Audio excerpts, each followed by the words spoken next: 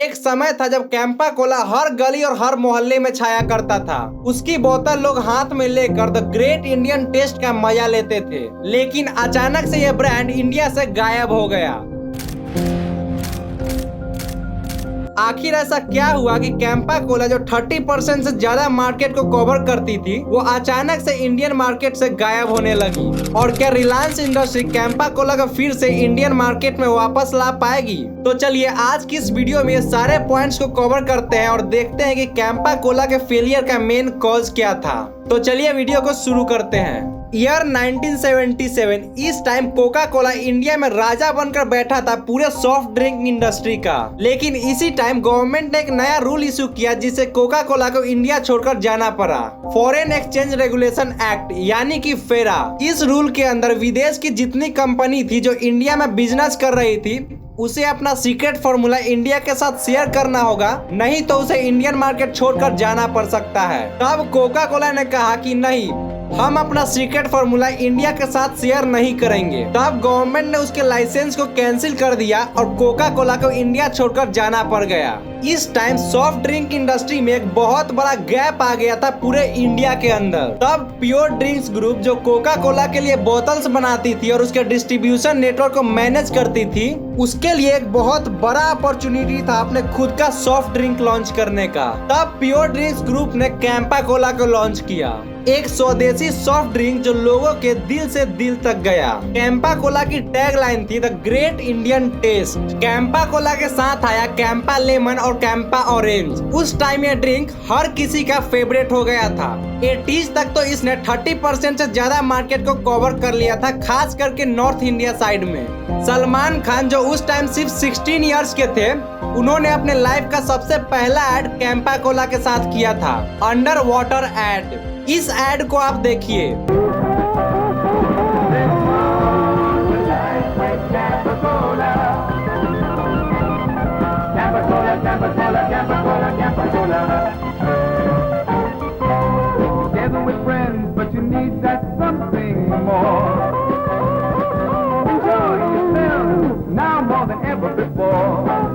इस time Campa Cola सिर्फ एक ड्रिंक नहीं था, ये देश का प्राउड मोमेंट था।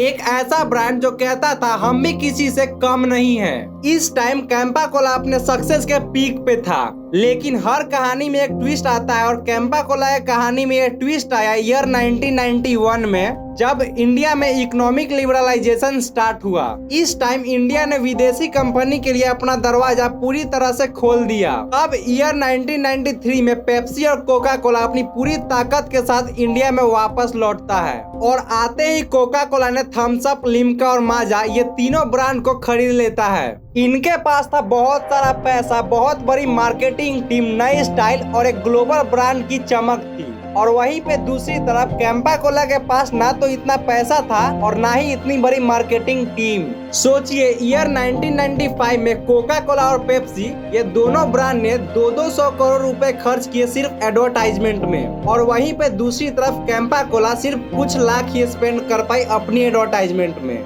जो कि बहुत कम अमाउंट है। लेकिन प्योर ड्रिंक्स ग्रुप एक छोटी सी कंपनी थी, इनके पास मार्केटिंग में खर्च करने के लिए उतना पैसा नहीं था, और इसी सब के कारण कैंपा कोला इन बड़े बड़े ग्लोबल ब्रांड्स के सामने हार जाता है। आपको क्या लगता है अगर उस टाइम कैंपा कोला ने मार्केटिंग में बहुत सारा पैसा खर्च किया होता तो क्या वो बच सकता था?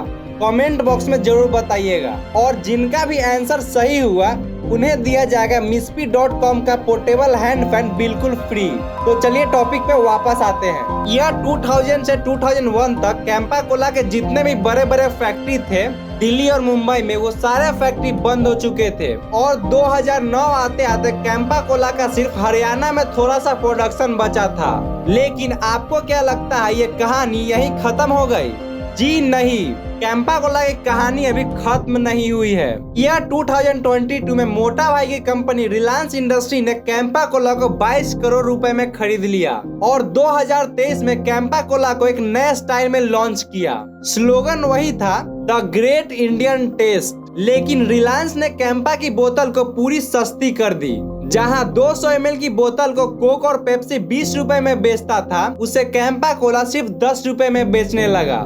रिलायंस की डिस्ट्रीब्यूशन नेटवर्क कैंपा कोला की वजह से बहुत ही स्ट्रॉन्ग है, जिसके कारण कैंपा कोला देश के कोने कोने तक बहुत जल्दी पहुंच गया। और IPL 2025 में रिलायंस ने 200 करोड़ रुपए की स्पॉन्सर भी की, ताकि हर मैच के ब्रेक के बाद कैंपा का नाम आ सके।